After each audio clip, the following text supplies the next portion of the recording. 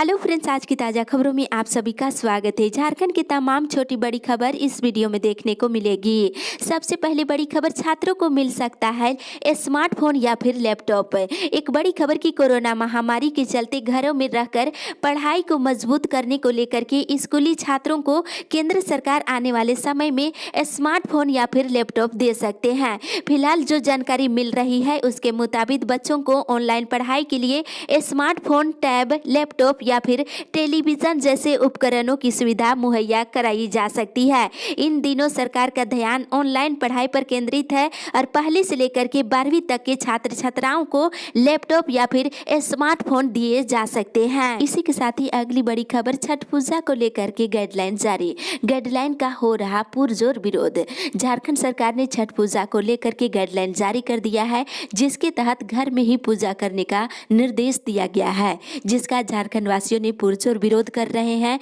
वहीं अपने निर्णय पर पुनः विचार करने का मांग कर रहे हैं। झामुमो के केंद्रीय समिति के महासचिव सह प्रवक्ता विनोद कुमार पांडे ने मुख्यमंत्री हेमंत सोरेन से मिलकर राज्य सरकार से छठ महापर्व से संबंधित सरकारी निर्देश पर पुनः विचार करने का अनुरोध किया है। साथ ही बिहार के तर्ज पर छठ पूजा में छूट देने की मांग की गई है। व्रतियों से लेकर के नेताओं तक में सरकार के फैसले से नाराजगी है। झारखंड इस बार नदी, तालाब, झील, किसी जलाशय के किनारे सामूहिक रूप से छठ नहीं मना सकेंगे। कोरोना संक्रमण को देखते हुए राज्य सरकार ने ऐसे सार्वजनिक स्थलों पर छठ मनाने पर पाबंदी लगा दी है। वहीं दूसरी ओर सरकार के इस फैसले का विरोध भी शुरू हो गया है। व्रती से लेकर के नेता और आम लोग भी इस फैसले को गलत बता रहे हैं। इसी के साथ ही अगली बड़ी खबर, मौसम विभाग से झारखंड में छठ के बाद ठंड बढ़ने का असर।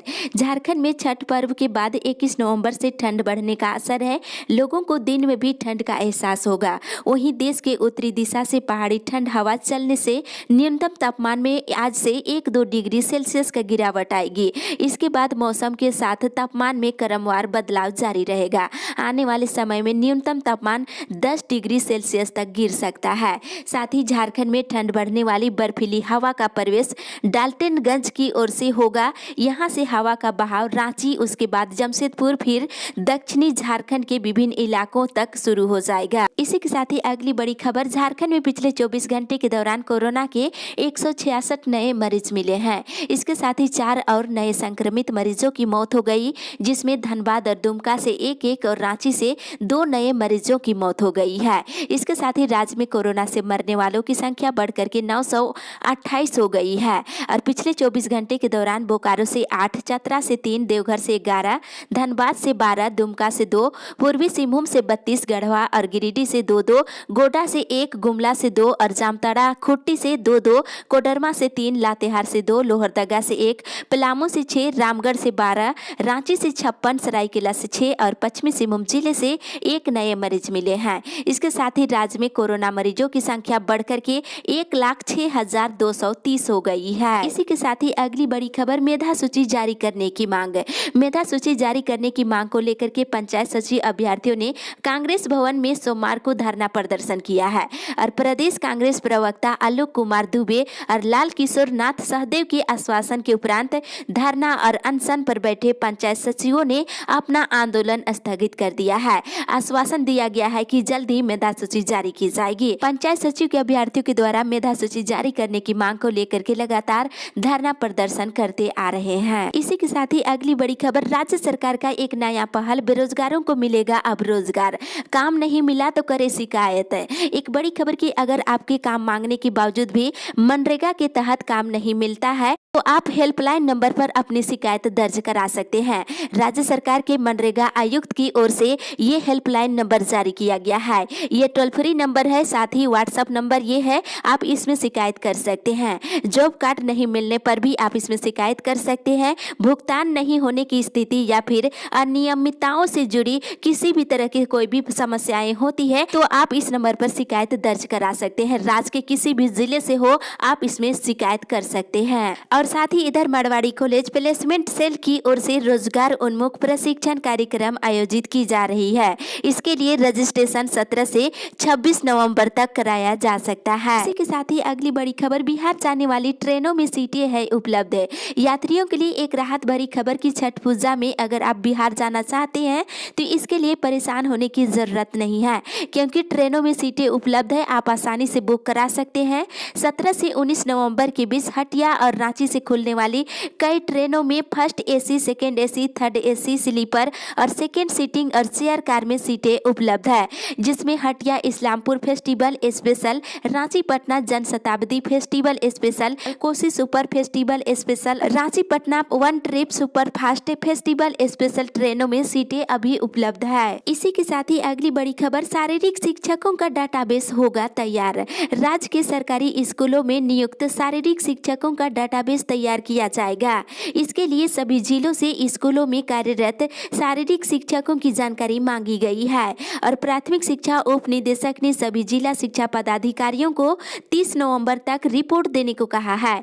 जिलों को स्कूलवार शारीरिक शिक्षकों का नाम, उनकी पोस्टिंग, शैक्षणिक योग्यता, ट्रेनिंग, जिला, राज्य, राष्ट्रीय स्तर पर पुरस्कार पाने की जानकारी देनी होगी। स्कूलों को इंडोर आउटडोर स्पोर्ट मटेरियल और प्ले ग्राउंड से लेकर छात्रों की संख्या भी बतानी होगी। इसी के साथ ही अगली बड़ी खबर, झारखंड वासियों के हित में फैसला, जरूरतमंदों में बांटा जाएगा गर्म कपड़ा।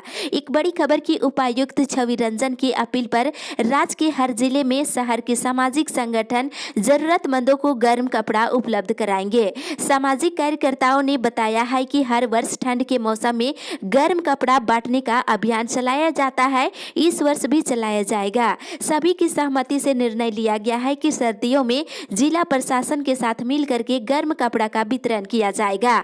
अभियान में आम नागरिक भी नए और पुराने कपड़े दान कर सकते हैं। ये भी निर्णय हुआ है कि संग्रहित कपड़ों को सैनिटाइज करने के बाद ही जरूरतमंदों के बीच बांटा जाएगा। इसी के साथ ही अगली बड़ी खबर, झारखंड में कर्नाटक की तर्ज पर डिजिटल पेमेंट को मिलेगा बढ़ावा, झारखंड सरकार की नई पहल। एक बड़ी खबर की झारखंड सरकार झारखंड में नकदी चलन को कम करने के साथ ही डिजिटल ट्रांजैक्शन को बढ़ावा देने के लिए कई उपाय अपना रही है। झारखंड में डिजिटल ट्रांजैक्शन को बढ़ावा दिया जाएगा। इस कड़ी में राज्य में डिजिटल पेमेंट को बढ़ावा देने के लिए SLBC के नेतृत्व में उप समिति का गठन किया गया है। समिति पेमेंट कंपनियों से मिलकर इस मामले को देखेगी। आखिर कर्नाटक की तरह झारखंड में कैसे इसे लागू कर सकते हैं, इस पर विचार किया जाएगा। नवंबर के अंत में समिति के सभी संबंधित पक्षों के साथ मीटिंग निर्धारित की गई है। इसमें रिजर्व बैंक के साथ ही कई बैंकों के अधिकारी और राज्य के वित्त और IT सचिव के बैंकों के वरिष्ठ अधिकारी शामिल होंगे। इसी के साथ ही अगली बड़ी खबर, केंद्र सरकार के कृषि कानून के विरोध में CM से मिलेगा किसान सभा का दल। एक बड़ी खबर की किसान संघर्ष समिति का एक प्रतिनिधिमंडल राज्य के मुख्यमंत्री से मिलकर किसान विरोधी कानून को निरस्त करने की मांग करेगा। किसान संगठनों का 27 नवंबर को प्रस्तावित राजभवन मार्च की तैयारी को लेकर के AIKS कार्यालय में उच्च स्तरीय समिति की बैठक बुलाई गई थी। बैठक के दौरान 26 नवंबर को भारतीय श्रमिक संगठनों के आह्वान पर आम हड़ताल को लेकर रणनीति तैयार की गई और हड़ताल को सफल बनाने के लिए राज्य के सभी जिलों में जुलूस के साथ ही ग्रामीण बंद के माध्यम से विरोध प्रकट किया जाएगा। वहीं 27 को किसान संघर्ष समन्वय समिति के बैनर तले शहीद चौक से राजभवन तक जुलूस निकाला जाएगा। इसी के साथ ही अगली बड़ी खबर, हाई स्कूल शिक्षक नियुक्ति को लेकर के सर्टिफिकेट वेरिफिकेशन की प्रक्रिया शुरू। संयुक्त स्नातक प्रशिक्षित शिक्षक प्रतियोगिता परीक्षा 2016 के इतिहास, नागरिक शास्त्र और हिंदी विषय के अल्प सूचीबद्ध अभ्यर्थियों के सर्टिफिकेट वेरिफिकेशन का कार्य 27 नवंबर को किया जाएगा। JSSC ने गैर अनुसूचित जिला गढ़वा के इतिहास, नागरिक शास्त्र और बोकारो, धनबाद जिले के हिंदी विषय के अभ्यर्थियों को सर्टिफिकेट वेरिफिकेशन के लिए बुलाया है।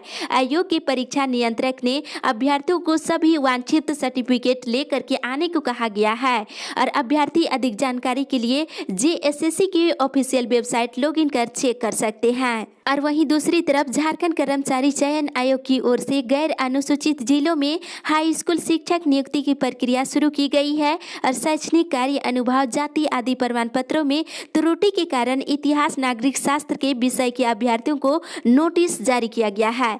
पलामू, बोकारो, धनबाद जिले के 56 अभ्यर्थियों को नोटिस भेजी गई है। इसी के साथ ही अगली बड़ी खबर, जिले के सरकारी स्कूलों के बालिकाओं को मिलेगा पोशाक। एक बड़ी खबर की शिक्षा परियोजना बोकारो सरकारों की ओर से वित्तीय वर्ष 2020-21 में सरकारी विद्यालयों की 17,027 बालिकाओं को पोशाक दी जाएगी। इसको लेकर शिक्षा विभाग की ओर से लाभुक छात्रों की सूची विद्यालयवार तैयार कर ली है। सूची को राज्य परियोजना कार्यालय भेज दिया गया है। चिन्हित बालिकाओं को राज्य परियोजना कार्यालय से ही बैंक खाता में राशि भेज दी जाएगी और प्रत्येक बालिकाओं को 600 रुपये पोशाक के लिए राशि दी जाएगी और सभी लाभुक बालिकाओं को इस महीने के अंतिम सप्ताह तक बैंक खाते में राशि भेजे जाने की संभावना है। शिक्षा परियोजना की ओर से कक्षा 9 से लेकर के 12वीं कक्षा तक के बालिकाओं को पोशाक की राशि दी जाएगी। इसी के साथ ही अगली बड़ी खबर, उग्रवादियों को पकड़वाने पर मिलेगा इनाम।